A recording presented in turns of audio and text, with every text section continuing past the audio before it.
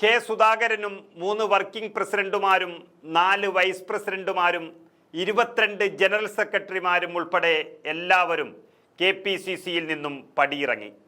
പകരം സണ്ണി ജോസഫ് എന്ന നിലപാടിൻ്റെ കാവൽക്കാരനാണ് അധ്യക്ഷനായി സ്ഥാനമേറ്റെടുത്തത്. KPCCയിൽ അധ്യക്ഷനു മാത്രം അല്ല മാറ്റം വന്നിരിക്കുന്നത്. കാരണം കേരളത്തിലെ കോൺഗ്രസിൻ്റെ ഏറ്റവും ശക്തനായ നേതാവാണ് ഇപ്പോഴും കെ സുധാകരൻ എന്ന് ഉറപ്പിക്കുന്നുണ്ടെങ്കിലും ആ കെ സുധാകരനെ എന്തിനാണ് മാറ്റിയത് എന്ന് ചോദിക്കുമ്പോൾ ഒറ്റ ഉത്തരമാണ് മുന്നിലുള്ളത്. അദ്ദേഹത്തിന് ആരോഗ്യ പ്രശ്നമുണ്ടെന്നും ഓർമ്മ തകരാറുണ്ടെന്നും പറഞ്ഞുകൊണ്ടാണ് അദ്ദേഹത്തെ മാറ്റിയത്. എന്നാൽ അങ്ങനെയുള്ള ഒരു അധ്യക്ഷനെ കൂടെ നിന്ന് വിജയിപ്പിക്കേണ്ടുന്നതിന് പകരം ആ ഓർമ്മക്കുറവ് ഒരു മുതലെടുത്ത് പാർട്ടിയെ പല വഴിക്ക് നയിച്ചവർ, നശിപ്പിക്കാൻ ശ്രമിച്ചവർ എല്ലാം ഉൾപ്പെടെ ഒരു കമ്മിറ്റി കൂടി ഇന്ന് പടിയിറങ്ങി പോകുകയാണ്. ഇതാണ് ഏറ്റവും വലിയ ആശ്വാസമായി കോൺഗ്രസുകാർ കാണുന്നത്. പേരെടുത്ത് ഇവിടെ പറയാൻ അവരെയൊന്നും ആഗ്രഹിക്കുന്നില്ലെങ്കിലും പൊന്മുട്ടയിടുന്ന താറാവെന്നുള്ള നിലയിൽ സുധാകരനെ കീറിമുറിച്ച് ആ പൊന്മുട്ട എടുക്കാൻ ശ്രമിച്ച ചിലരാണ് അദ്ദേഹത്തിൻ്റെ ഇത്രയും വേഗത്തിലുള്ള പടിയിറക്കത്തിന് പിന്നിൽ എന്ന് പറയാതിരിക്കാൻ കഴിയില്ല. ഏതായാലും കിട്ടിയ അധികാരങ്ങൾ വെച്ച് പാർട്ടിയെ നശിപ്പിക്കാൻ ശ്രമിച്ചവർ ഇനി മുതൽ ചവറ്റുകൊട്ടയിലും സണ്ണി ജോസഫിൻ്റെ പുതിയ ടീം പ്രവർത്തകരുടെ മനസ്സിലും സ്ഥാനമുറപ്പിച്ചു കഴിഞ്ഞിരിക്കുന്നു. എന്നാൽ ഇത്രയും ഭാരവാഹികൾ പുറത്തായ സാഹചര്യത്തിൽ ഇനി പുറത്തേക്കുള്ള വാതിക്കൽ നിൽക്കുന്ന നേതാക്കളായി DCC അധ്യക്ഷന്മാർ മാറുകയാണ്. കോൺഗ്രസിന് പുതിയ ടീം നേതൃത്വത്തിലേക്ക് വന്നതിൻ്റെ തുടർച്ചയായി KPCCയിലും DCCകളിലും വൈകാതെ തന്നെ അഴിച്ചുപണി നടക്കാൻ പോവുകയാണ്. അതിൻ്റെ സൂചന സണ്ണി ജോസഫ് മാധ്യമങ്ങൾക്ക് നൽകിക്കഴിഞ്ഞു. പ്രസിഡന്റും വർക്കിംഗ് പ്രസിഡന്റുമാരും വന്നതോടെ നിലവിലെ ഭാരവാഹികളെല്ലാം സാങ്കേതികമായി ഇല്ലാതായി. അതേസമയം പുതിയ ഭാരവാഹികൾ വരും വരെ ഇവർക്ക് തുടരാം, ഒരു കാവൽ ഭാരവാഹികൾ ആയിക്കൊണ്ട്. മുഴുവൻ DCC പ്രസിഡന്റുമാരെയും മാറ്റുക എന്നുള്ളതാണ് ഏറ്റവും പ്രധാനപ്പെട്ടതായി സണ്ണി ജോസഫ് കാണുന്നത്. പ്രവർത്തന മികവ് തെളിയിച്ചവരെ നിലനിർത്തിക്കൊണ്ട് മറ്റുള്ളവരെ മാറ്റുക എന്നുള്ള 2 നിർദ്ദേശങ്ങൾ സണ്ണി ജോസഫ് നേതൃത്വത്തിന് മുന്നിൽ വെക്കുന്നുണ്ട്. ഏത് സാഹചര്യത്തിലും 9ഓളം DCCകളിൽ പുതിയ പ്രസിഡന്റുമാർ വന്നേ മതിയാകൂ, അത് വരിക തന്നെ ചെയ്യും.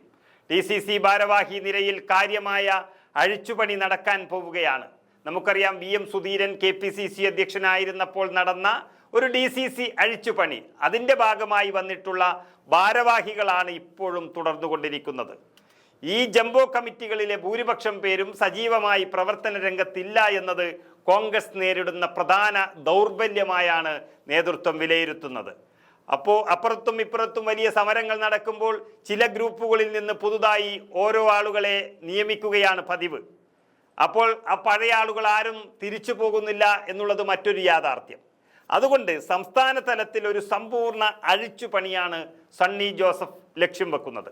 അതിലാദ്യത്തേത് DCC അധ്യക്ഷന്മാരുടെ മാറ്റം തന്നെയാണ്.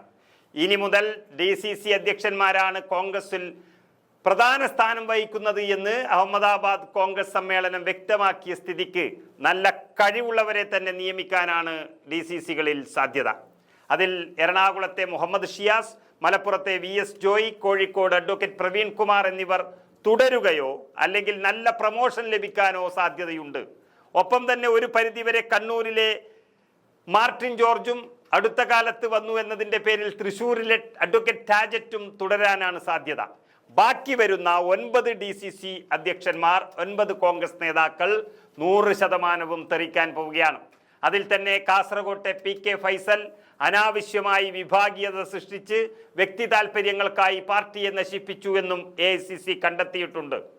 അതിനു പുറമെ തിരുവനന്തപുരത്തെ പാലോട് രവിയും ആലപ്പുഴയിലെ ബാബു പ്രസാദും പത്തനംതിട്ടയിലെ കൊച്ചുപറമ്പനുമെല്ലാം പ്രവർത്തനമില്ലാതെ പാർട്ടിയെ നശിപ്പിച്ചപ്പോൾ വയനാട്ടിലെ അപ്പച്ചനും കൊല്ലത്തെ രാജേന്ദ്ര പ്രസാദും പ്രായാധിക്യം കൊണ്ട് പാർട്ടിയെ വെന്റിലേറ്ററിൽ കിടത്തിയെന്നും റിപ്പോർട്ടുകളുണ്ട്.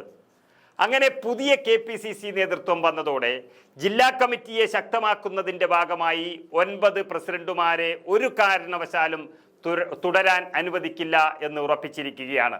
കോൺഗ്രസ് നേതൃത്വത്തിൽ UDF അധികാരം പിടിക്കണമെങ്കിൽ കോൺഗ്രസിൽ മാറ്റം വരണമെന്ന് ഉറപ്പിച്ചു പറഞ്ഞ സണ്ണി ജോസഫ് ആദ്യം മാറ്റം വരുത്തേണ്ടുന്ന പട്ടികയിൽ 9 DCC അധ്യക്ഷന്മാരുടെ പേരുകൾ ചേർത്തു കഴിഞ്ഞു എന്നാണ് പുറത്തുവരുന്ന വിവരങ്ങൾ.